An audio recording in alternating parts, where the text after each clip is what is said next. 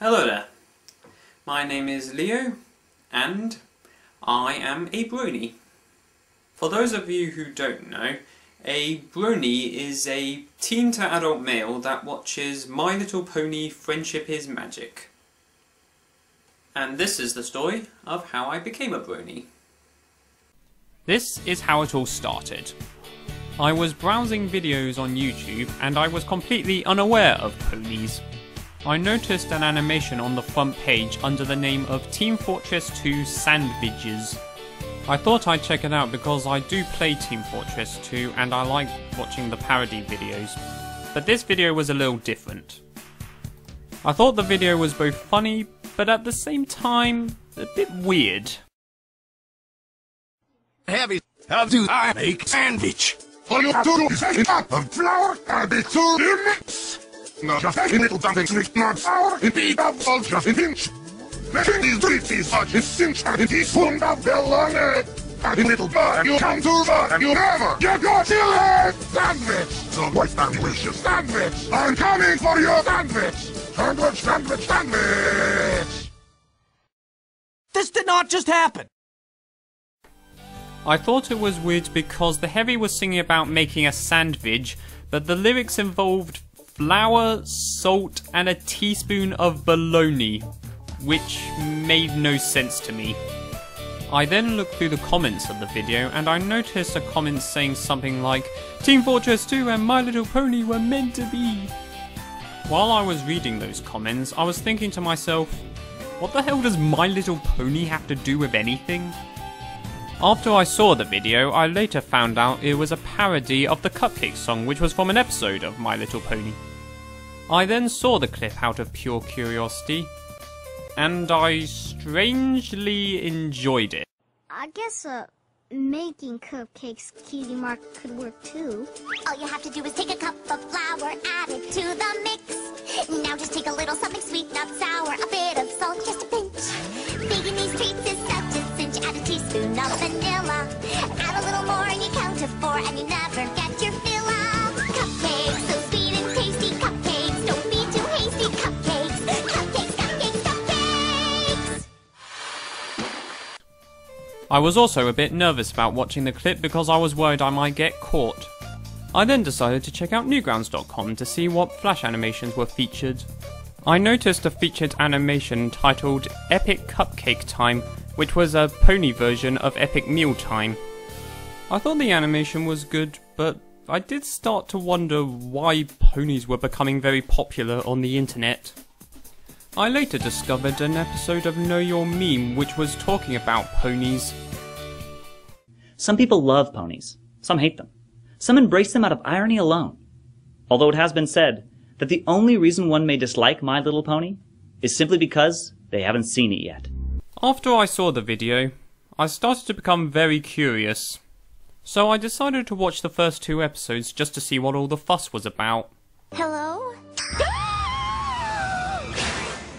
Soup's on, every pony! Aren't you gonna stay for brunch?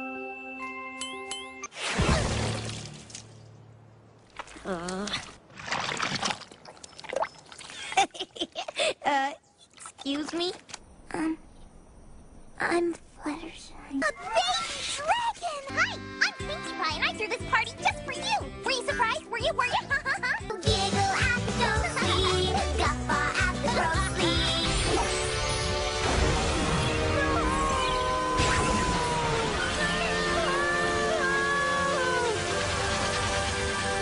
You know what this calls for? A party! After I saw the first 2 episodes, I said to myself, maybe one more can't hurt. Afterwards, I pretty much became hooked on the show. I never felt joy like that before. It felt so good I just wanted to keep smiling forever. And that is the story of how I became a brony, and I've been watching episodes ever since. I know, it's gonna be so awesome. My name is Leo, and I hope you enjoyed this video. See ya. So what defines masculinity? Is it the type of shirt a man wears, or is it the type of shoes that he wears on the first date? Some claim that they fight against masculinity. And while some may just be the average teenager going to high school, the argument also goes that bronies fight against masculinity. And while I might say that this does bring a good point, I don't really think it does. And that made no sense whatsoever to me, because my brain hurts at this moment. Let's go back to summer of 2011. I went over to a friend's house, and they were watching My Little Pony: Friendship is Magic. Now, I'm not gonna lie, I've heard about the show before, and I did watch a few clips of it on the Hub, because back in the day I was a huge Transformers fanatic, and I wanted to see some episodes of Transformers Prime, so I began watching it with them, and I wouldn't say that the show looked bad at the time, it just didn't look like something I'd be interested in.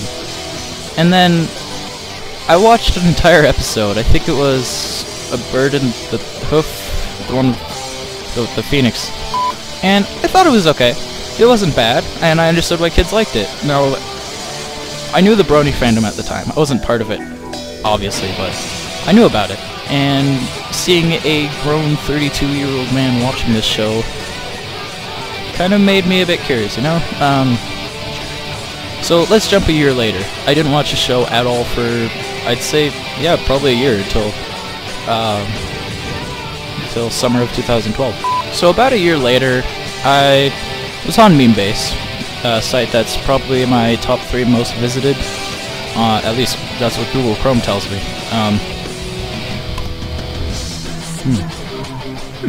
Cashews.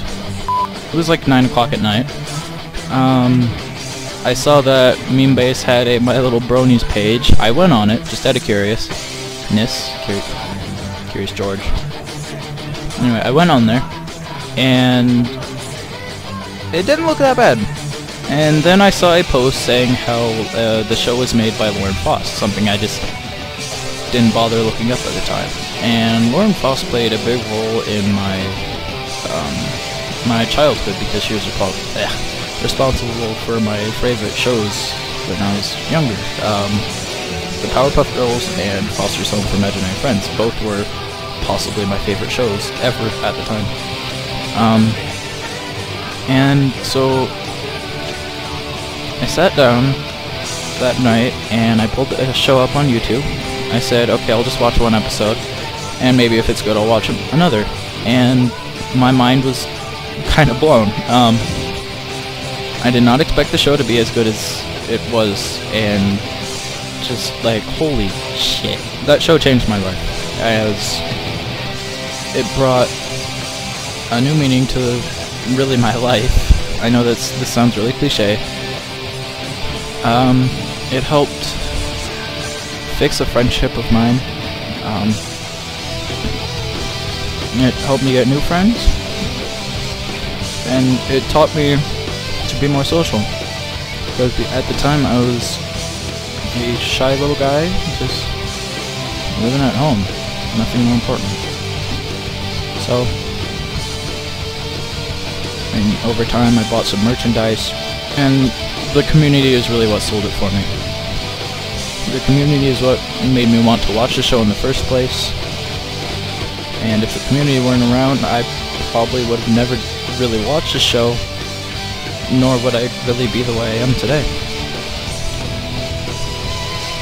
So yeah, that's my thought on Brony fandom. It started out when I was a senior in high school, and one day I saw my friend wearing a t-shirt that said the word Brony on it, along with a picture of what looked like a rainbow-colored pony. So I asked him, what did it mean? And so he told me that it stood for Brony, which was a bro and a pony. And so I asked him, what was it that influenced him to wear that shirt? And so he said that it was My Little Pony. I thought, really? You actually like that? And then he told me it had been rebooted for television by Lauren Faust. When I heard that, the name Lauren Faust, that brought up a few bells. And so I thought, this actually may be worth a shot. Midway into season 2 is when I started. So the first episode I ever watched was Sonic Rainboom. And the reason I like Rainbow Dash was because she has the attitude that I like, or rather I want. Because my attitude, it's more like Fluttershy, where I'm more closed to people. When I first started watching the actual show itself, I went in it with the intention that it was going to be, like, cheesy. But then once I saw the Sonic Rainboom episode, it was actually pretty well done. The voice acting was pretty good, and I'd recognized a familiar voice in there. It was the voice of Twilight Sparkle. And then right there, that was like the one thing that got me on it, was that knowing that Tara Strong worked on it was actually kind of hope. And so I continued to watch it all the way till the end of Season 3, which, by the by, remind you, I still have not seen games Ponies play or the Season 3 finale. And as far as the fandom goes, the fandom's pretty okay with me. I mean, there are times where they can be complete morons and just like starting wars with other fandoms. But really, once I gave it a shot, I actually liked it. I like the adult references in there, like the blatant Benny Hill reference. Basically what the fandom means to me is that I see it as another chance to shine. As an artist myself, I see it as another way to like try to get my name out there. If John Joseko can do it, I'm pretty sure that I can too. You gotta have hope. I mean, sure, he does digital art, and I do traditional. One requires a little more persistence, but the fandom seems to like digital art more. And what it means to me to be a brony, it's just another way to connect with people. Whatever fandom you're in, no matter what the bad apples of the group do, just stay true to yourself, alright? Stay true to your ideals. Alright? Don't let anyone deter you. Alright? That's all I gotta say.